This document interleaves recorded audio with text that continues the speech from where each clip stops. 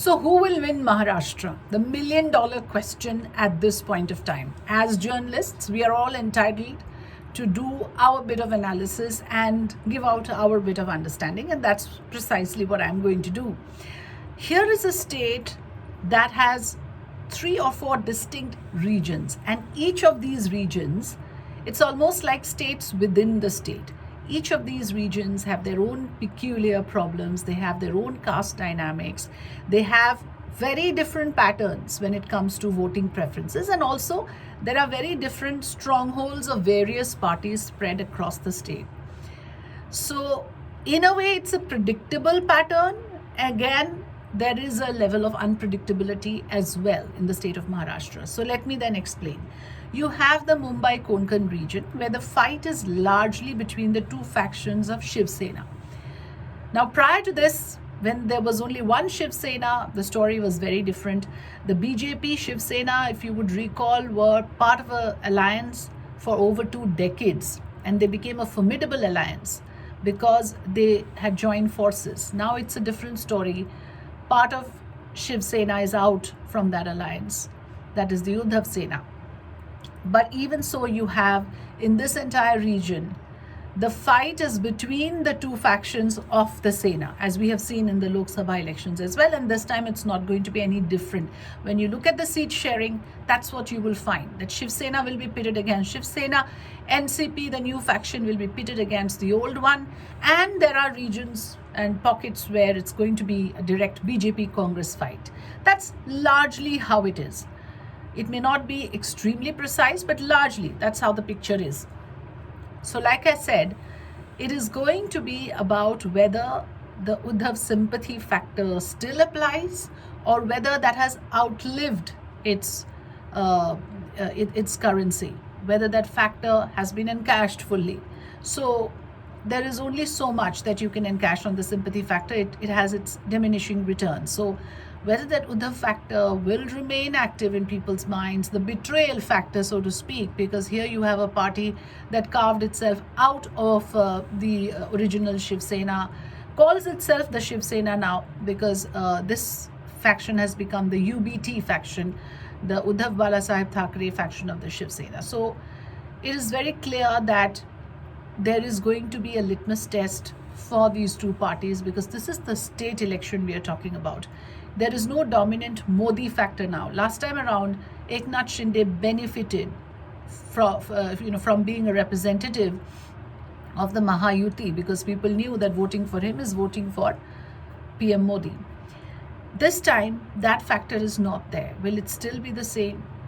Will people now come down to choosing between these 2 leaders when they are choosing between the 2 factions of the Shiv Sena? That is the primary question. Let's look at the other regions. Then you have the Sharad Pawar bastions.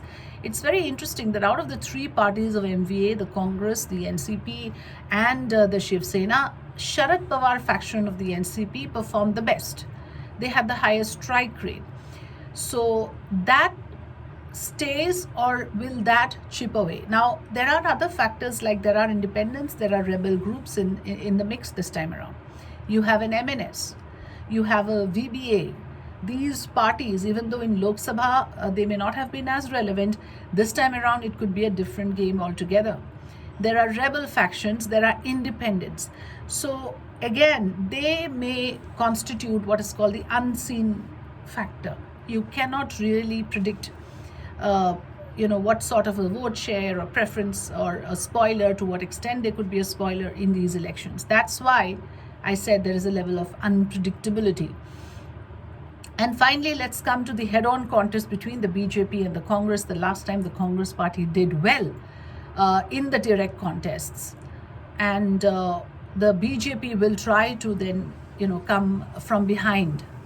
And the party is good with that. It has done that. In Haryana, what is now being spoken about is Hari vi baji jeet gaye. And they know how to do it, to draw the lessons, to do the course correction, and to plug the loopholes.